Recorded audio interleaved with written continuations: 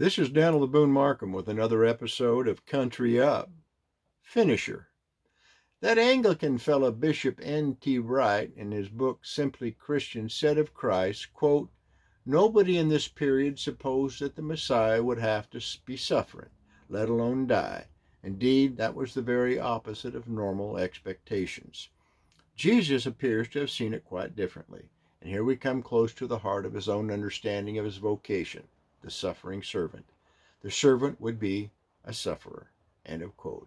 As Christians, we are called to be like him. At least we should be seeking to do so. That is, fully engaged with God's love and compassion to a world of sin that has resulted in untold suffering for all of mankind. I contend if you haven't suffered for Christ, you haven't done much for Christ.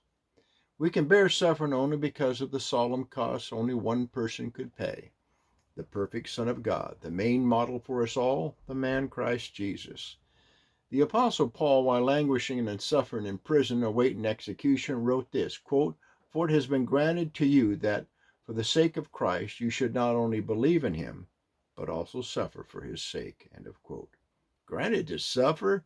Woo-wee! Put that in your promise pipe and smoke it. Now, if you're seriously following Christ, you're guaranteed to some suffering now and then. No immunity from suffering, my friends. Yet, we're following the one who suffered for us all. Christ is the pioneer who leads the way, who the Bible calls the captain, the author, and finisher of your faith and mine. As such, he guarantees your arrival at Victory Shore.